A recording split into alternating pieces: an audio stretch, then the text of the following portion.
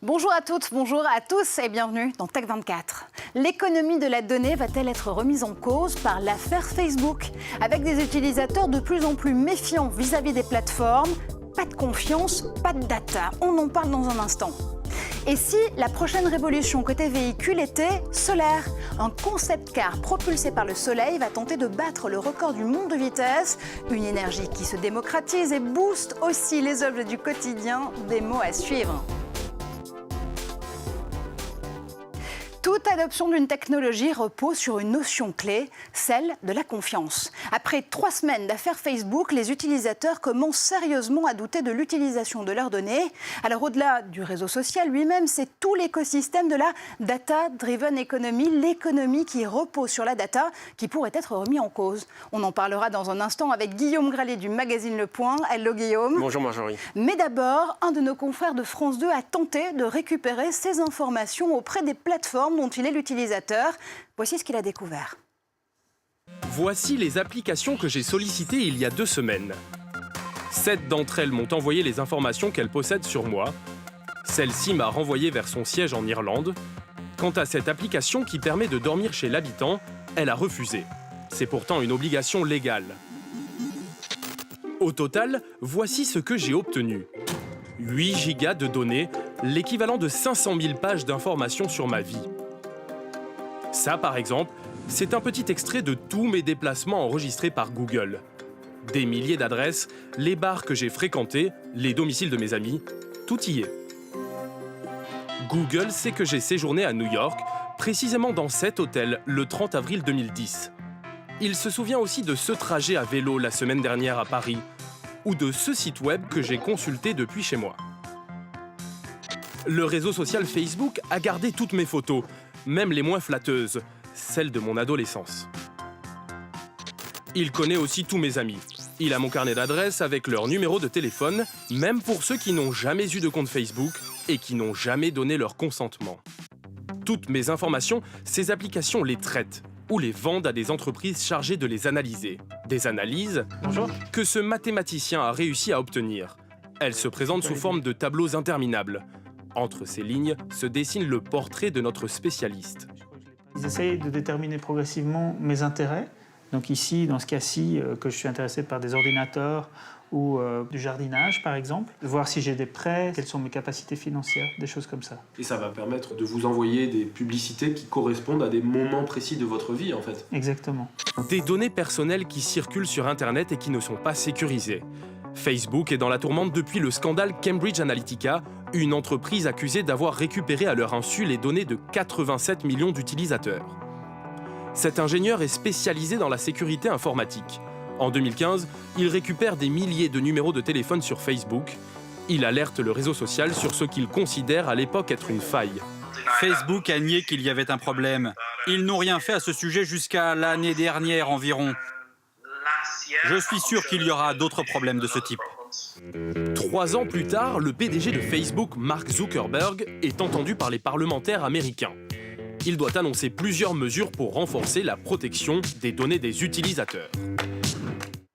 Oui, sauf que cette réponse, on l'a désormais et que Facebook va priver 1,5 milliard d'utilisateurs du droit européen sur les données. Le réseau social va changer ses conditions d'utilisation.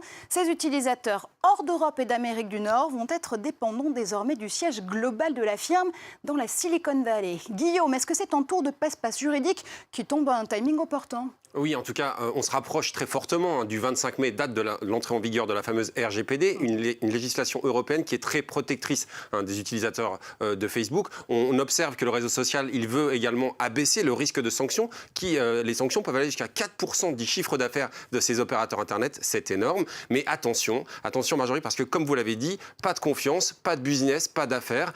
Cette data-driven economy, elle va atteindre 92 milliards de dollars en 2026, mais ça peut très bien s'écrouler comme un château de cartes si la confiance disparaît. Et c'est notamment une étude très intéressante de Harvard qui a montré que 51% des millennials, vous savez, toutes les personnes qui sont nées aux alentours des années 2000, ne veulent pas de cette data-driven economy sans vérification. Et on a vu récemment des désabonnements, notamment le cas de Steve Wozniak, vous savez, qui s'est désabonné de Facebook. D'autant plus qu'il n'y a pas que les personnes inscrites, c'est-à-dire les utilisateurs actifs de ces réseaux qui sont ciblés.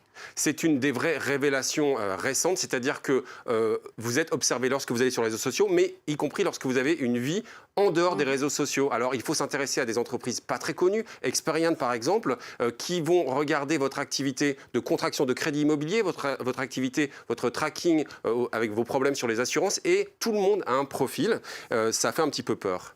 Ce qui veut bien dire qu'on est observé même hors ligne, mais est-ce qu'il faut s'arrêter de vivre pour autant? Alors, on ne va pas s'arrêter de vivre, Marjorie, c'est la bonne nouvelle. Et il faut notamment s'intéresser aux innovations qui sont inspirées de la blockchain. Il y a un service qui est en ce moment en construction en Israël, qui s'appelle DAV Transport. DAV Transport veut être une alternative à Uber, mais qui fonctionne sur un système décentralisé. Bref, on a beaucoup moins de risques de pillage des données. Et puis, il y a des gestes du quotidien qui sont extrêmement simples à utiliser par monsieur, madame, tout le monde, notamment l'utilisation de mon compte. On peut paramétrer ce qu'on partage, notamment lorsqu'on va sur les services de Google.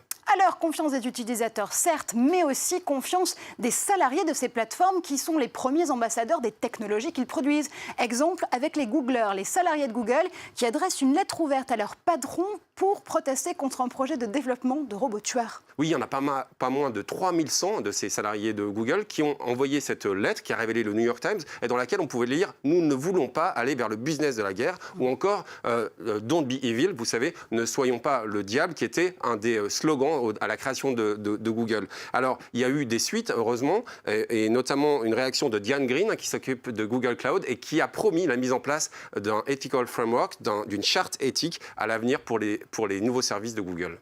La guerre des données aura donc bien lieu.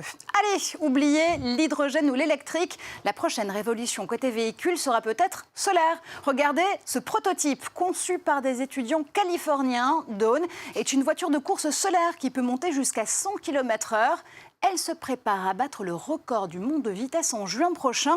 Guillaume, évidemment, on se retrouve en plateau avec des objets incroyables au solaire. On va en parler justement dans un instant. Mais d'abord, est-ce que cette voiture peut vraiment battre ce record? On a un peu l'impression de voir la version automobile de Solar Impulse, vous savez, le fameux avion solaire qui a fait le tour du monde. Ici, on est dans une véritable planche de surf, on a envie de la comparer à ça, en fibre de carbone aérospatiale. C'est-à-dire qu'elle est très légère, elle a moins de 200 kg, elle a notamment pas de batterie. En fait, elle profite des tout derniers progrès de la technologie solaire. La technologie solaire, c'est aujourd'hui uniquement 1% de la production énergétique mondiale, mais ça progresse à grands pas. D'après Reuters, il y a eu plus d'installations solaires l'an dernier que d'installations de production d'énergie fossile. Il y a notamment des gros progrès dans l'utilisation des nanotubes de carbone. Ce sont des tout petits tubes 300 fois plus fins qu'un cheveu. Le solaire qui progresse et qui booste même les objets du quotidien. Les sacs à dos, par exemple. Les sacs à dos, alors on doit une innovation assez fascinante à deux jeunes Français. Jonas Perrin qui a 23 ans et Jean Michauffé 20 ans. Donc Jean, il est basé à Metz, mais Jonas, il est en Asie, il se situe en Chine. Et ils ont eu l'idée, en fait, en Tasmanie, parce qu'ils se trouvaient à court de batterie, notamment pour alimenter leur téléphone portable, de cette technologie photovoltaïque. En fait, ça va utiliser donc l'énergie solaire pour, avec 6 heures de recharge, on va pouvoir charger jusqu'à 3 téléphones portables grâce à une installation à l'intérieur. Il y a une petite batterie et puis on va pouvoir brancher ensuite son téléphone. Allez, on parlait de guerre des données tout à l'heure, on va parler de la guerre du feu si j'ose dire, puisqu'on voit aussi des briquets solaires, on réinvente le silex.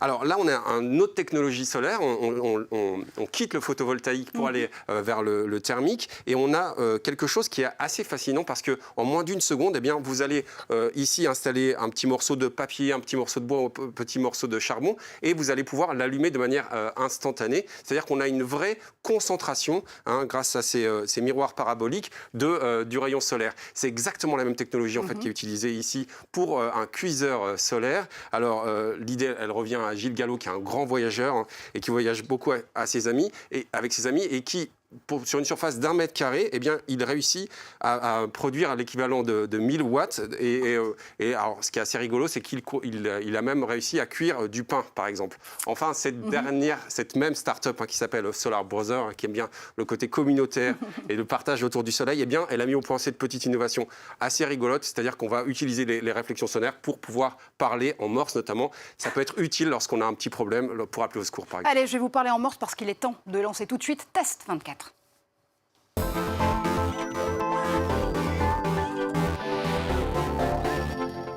Les makers ont décidément plus d'un tour dans leur sac. Guillaume, vous avez découvert une innovatrice qui peut connecter des peluches pour les transformer en instruments de musique ou en clavier. Oui, une innovatrice avec énormément d'imagination et surtout pas mal de débrouillardise. Alors, avant de voir vers là où elle nous emmène, en fait, il faut rendre un hommage à Hermann Hollerith. C'est un ingénieur américain de la fin du 19e siècle qui a inventé avec des cartes perforées, c'était pour le recensement des Américains, l'ancêtre des claviers. Et on voit bien que les claviers, ça a été source de beaucoup d'innovations dans l'informatique. On a vu la projection d'écran, on a vu également des progrès dans la reconnaissance vocale pour pouvoir commander son ordinateur. Des claviers haptiques aussi. Des claviers haptiques, exactement, qui vont permettre d'agir avec des casques de réalité virtuelle. Et puis là, on a cette peluche, c'est un petit peu un extraterrestre. Alors, lorsqu'on en a parlé, j'ai eu, là, vous voyez, on peut faire du piano.